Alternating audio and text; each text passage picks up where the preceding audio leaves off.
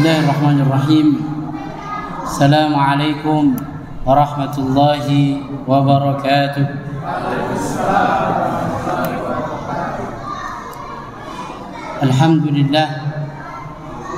Alhamdulillah rabbil alamin. Wassalatu wassalamu ala asrafil anbiya'i wal mursalin sayyidina wa maulana Muhammadin wa ala alihi wa ashabihi ajma'in. Allahumma la ilma lana illa ma 'allamtana innaka antal alimul hakim. Amma ba'du. Hadirin jamaah salat Isya dan tarawih Masjid Darul Barakah yang dimuliakan oleh Allah Subhanahu wa taala. Alhamdulillah, di hari ketiga Ramadan, di malam keempat, harinya hari ketiga. Kalau Indonesia mulai dari hari Sabtu, Pak. Kalau negara tetangga kita mulainya dari hari Ahad. Jadi apapun perbedaannya tidak menyurutkan semangat langkah kita untuk tetap menjadi pejuang bulan Ramadan. Hadirin yang dimuliakan oleh Allah Subhanahu wa taala. Ramadan itu kalau dalam kitab Taqriratus Syadidah fi Mas'alatil Mufidah disebutkan bahwa kenapa disebut Ramadan? Karena arti dari makna Ramadan itu sebetulnya dari kata rombo. Apa? Rombo. Kalau dalam bahasa Arabnya romidho, yarmidud dunub, membakar. Maka sebetulnya kalau kita orang dahulu itu posisi Ramadan biasanya panas. Nah, dalam kata yang lain itu panas. Artinya apa? Membakar, yarmidud dunub, membakar dosa-dosa manusia, khususnya bagi umat Islam. Sebetulnya Ramadan itu juga berkaitan erat dengan yang namanya masalah akidah. Karena kenapa? Ramadan itu puasa yang di dalamnya ada puasa bersifatnya itu sir. Sir itu artinya rahasia. Maka yang menjalankan puasa dengan penuh ikhlasan hanya dua saja, karena iman dan mengharapkan pahala dari Allah. Nah, sejatinya itulah yang mencapai puncak daripada ketakwaan kepada Allah Subhanahu wa taala. Makanya kalau kata Syekh Abdurrahman Nasir As-Sa'di dalam kitab Tafsir As-Sa'di itu, para dai itu sering mengulang, bahkan Allah mengabadikan dalam salah satu firman-Nya, ya ayyuhalladzina amanu kutiba alaikumussyam kama kutiba alal ladzina min qablikum la'allakum tattaqun. Jadi kalau orang melaksanakan puasa tapi ketakwaannya tidak bertambah, berarti ada masalah. Karena output dari puasa itu adalah semakin takut dia kepada Allah. Pembuktiannya kapan? Bukan ketika bulan Ramadan, ba'da Ramadan. Pembuktian seseorang nyampe ke level takwa itu ketika ba'da Ramadan.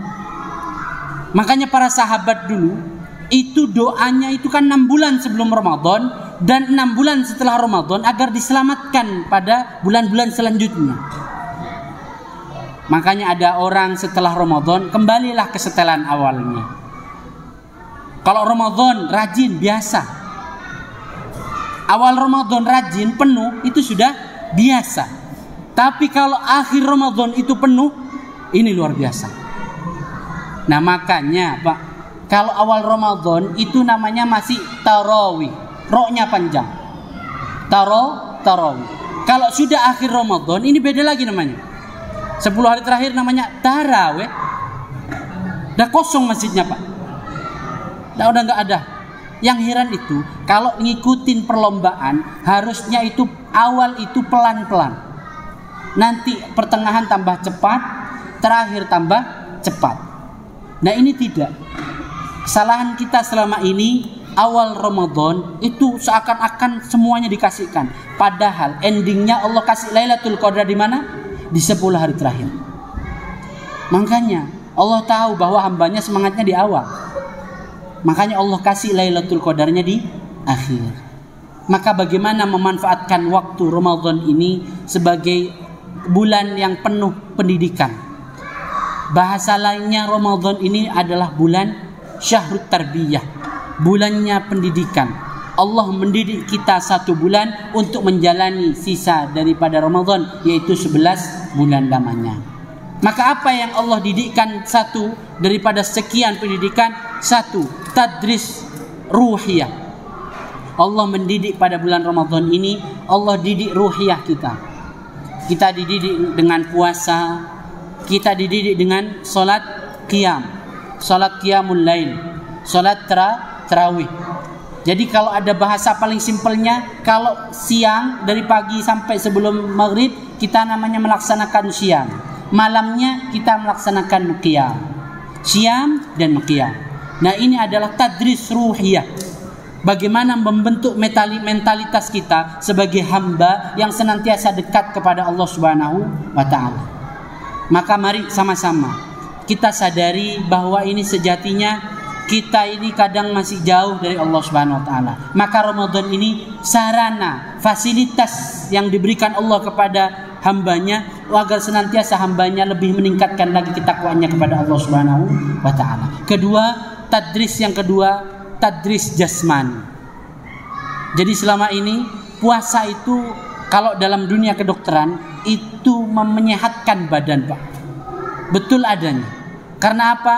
Istirahatnya umat Islam dari metabolisme yang masuk setiap hari yang tidak terkontrol adanya.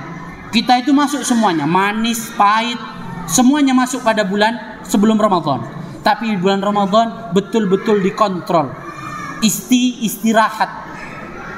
Bagaimana kita menjadi insan yang di sana ada istirahatnya? Kita pasti ada namanya istirahat, Pak. Ada namanya tidur. Tidak selalu aktivitas di depan komputer misalnya, atau aktivitas misalnya di jalan terus, tidak. Pasti ada waktu istirahatnya. Nah, badan kita juga perlu. Maka tadris jasmani, kita bisa mengontrol bahwa pada hakikatnya makan itu ada aturannya. Makanya ketika buka harus yang manis dulu.